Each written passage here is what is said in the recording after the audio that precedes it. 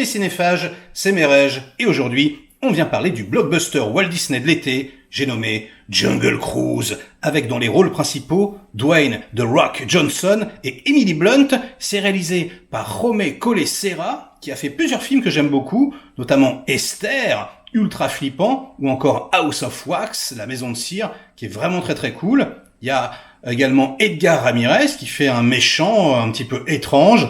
On a Jake Whitehall, qui lui fait un sidekick assez rigolo. Et puis Jesse Plemons, cet acteur qui monte de plus en plus, et qui bientôt sera à l'affiche du nouveau Martin Scorsese avec DiCaprio et De Niro. On a trop hâte, et tout ce petit monde se retrouve dans un pur film d'aventure. Et un film d'aventure, donc scénarisé par toute une batterie de mecs, je sais plus, ils sont 6 quoi, mais dedans, il y a le scénariste de Blade Runner 2049, donc c'est plutôt bien écrit, mais quand même, juste, on va s'arrêter sur le truc, ça me fait vraiment beaucoup rire, quoi. Je sais pas si vous avez vu ce chef-d'œuvre absolu de Robert Altman, The Player, et ça me fait vraiment penser à une scène, voilà, t'as un mec qui arrive, quoi, le nouveau boss, puis il vire tout le monde, puis il est là, il fait « Non mais virez-moi ces scénaristes, ça sert à rien du tout. Regardez, vous prenez le journal du matin, vous lisez les titres, et puis ça va nous inspirer des histoires, des scénarios qui vont s'écrire tout seuls. » Et là c'est un peu pareil, quoi, les mecs, ils vont à Disney,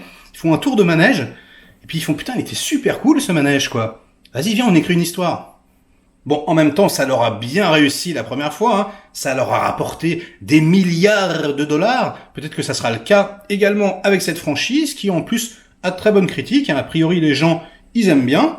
En plus, c'est un vrai film d'aventure. Moi, j'adore ça. Il y en a jamais, quasiment. Donc, au cinéma et en 3D, il n'en fallait pas moins pour me chauffer. Je me suis jeté dessus et le premier constat, eh bien, c'est que les mecs, quand même, sans aucun complexe, sont allés pomper absolument tous les films d'aventure existants. Alors évidemment, Indiana Jones, bien sûr, mais surtout la momie de Stephen Sommers, que j'adore personnellement, et puis ils ont saupoudré le tout avec une énorme couche de Pirates des Caraïbes, faut pas déconner quand même.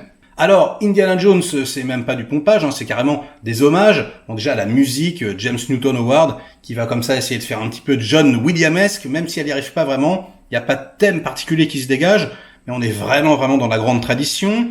Il y a, vous savez, ces plans sur les cartes comme ça, avec le petit point qui se déplace, etc. Sauf que là, c'est fait en 3D, c'est un petit peu mieux fait, etc. Il y a également une scène qui fait référence directe à la scène du tampon dans Indiana Jones 3, vous savez, où il pète la dalle comme ça à chaque coup de tampon. Voilà, c'est pareil, elle ouvre la caisse avec le bruit, etc. Donc ça, c'est plutôt rigolo. Vraiment, on vous le dit, quand on le dit directement au spectateur, non, mais on n'essaye pas de faire original. On veut vraiment faire les choses comme elles se faisaient à l'époque. Une petite saveur, on va dire 90, quoi. Et puis, la momie, alors là, ça ressemble énormément, déjà les personnages. La nana un peu badass, comme ça, avec, vous savez, le frère un petit peu gauche. Là, c'est exactement pareil.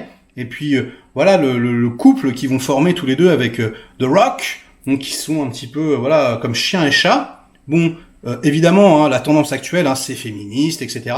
Sauf que là, c'est plutôt bien, c'est bien équilibré, ça va, c'est pas mal fait, j'ai envie de dire. Et puis c'est quand même une vraie romance. Et ça, ça fait du bien, quoi, de voir un couple comme ça s'embrasser. Tu fais, hey, ah ouais, ça existe aussi. Donc ça, j'ai bien apprécié. Alors le film commence plutôt bien, c'est assez dépaysant, les personnages sont plutôt attachants, en plus on rentre rapidement dans l'action, c'est cool, mais on se rend compte très vite quand même qu'il y a énormément de CGI, même s'ils sont extrêmement bien faits, il n'y a pas de problème, mais dès qu'il y a une libellule, dès qu'il y a un dauphin bizarre, ou un jaguar ou quoi que ce soit, c'est 100% synthèse. Et moi, franchement, ça me fait chier, quoi. Encore une fois, je préférerais que ça soit fait avec de vrais animaux, dans de vrais environnements. Là, il y a toujours une sorte de patine dégueulasse qui fait que, même si, c'est des paysans, on sent que c'est fake, et ça m'ennuie plus. Surtout que c'est crescendo, Plus, ils vont prendre le bateau, et puis ils vont s'enfoncer dans la jungle, et plus, ça devient une sorte de gloubi-boulga numérique. Et même si c'est extrêmement bien fait ici, je n'échangerai tout de même pas ces CGI-là contre mon baril d'Indiana Jones ou encore des Goonies de Richard Donner, par exemple, où c'est concret, c'est palpable. Bon, je comprends pas pourquoi ils le font plus, ça m'énerve, mais c'est comme ça. Passons.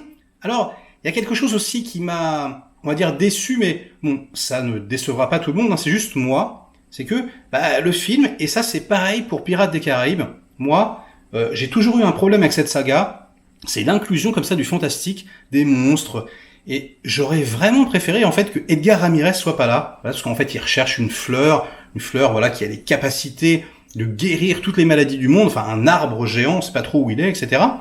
Et en fait, cette histoire est assez cool, quoi. Et je trouve que ça se suffisait, en fait. Et il y a, voilà, ce truc de, allez, on va vous mettre des effets spéciaux, on va vous mettre de la 3D, on va vous mettre un truc fantastique. Et en fait, je trouve que, du coup, il y a trop de méchants, il y a trop d'enjeux quelque part, et en fait, ça va trop vite. Et même si c'est très bien filmé, hein, donc les cadres, voilà, sont beaux, c'est ample, etc. Mais le montage va beaucoup trop vite. C'est pas épileptique, ça va, mais ça va vite, ça va vite, ça va vite. Les péripéties s'enchaînent, etc. On n'a pas le temps d'apprécier la beauté d'un décor, qu'on est déjà passé à un autre truc. Quand les mecs parlent, il va y avoir 4 plans toujours, et je trouve ça dommage, quoi. Je trouve que le cerveau, il a pas le temps, quoi. Là, c'est comme si on voulait te gaver. Allez, tu vas pas t'ennuyer, hein, tu vas pas t'ennuyer. Mais non, les gars, faites-vous confiance. On s'ennuie pas. Laissez un petit peu les plans vivre, respirer, quoi. C'est assez dommage. Ça manque vraiment pour moi de plans larges. Il y a énormément de gros plans.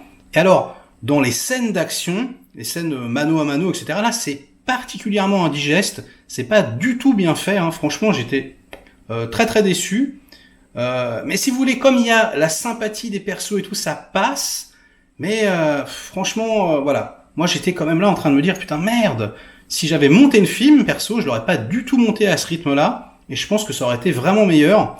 Je me la raconte un peu, mais franchement, je pense que vous voyez ce que je veux dire, quoi. Il y a quelque chose, une espèce de course comme ça à la frénésie qui ne fonctionne pas, à mon sens, quoi. Alors, c'est pas désagréable. Voilà, ça fait plutôt bien le job. C'est en plus assez agréable, voilà, d'avoir cette sensation de revenir un peu dans les années 90, etc.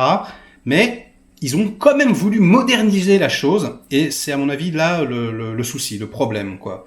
Voilà, donc personnellement, moi je suis quand même assez déçu, parce que je me dis qu'il y avait moyen de faire quelque chose de beaucoup plus efficace, de beaucoup plus immersif, et du coup je suis assez frustré, mais je pense que ça va plaire à beaucoup de monde. Donc on en parlera dans les commentaires. Est-ce que vous l'avez vu? Est-ce que vous l'avez apprécié? Et je pense que c'est bien parti, hein, pour qu'ils en fassent une franchise. Vraiment, voilà, hein, là il y a de très très bonnes notes. J'ai vu beaucoup de bonnes critiques. Donc on verra bien. Likez cette vidéo si elle vous a intéressé. Délikez-la sinon. Inondez-moi de commentaires comme d'habitude pour faire marcher le petit robot YouTube. Et nous, on se retrouve très vite pour de prochaines aventures. Ciao!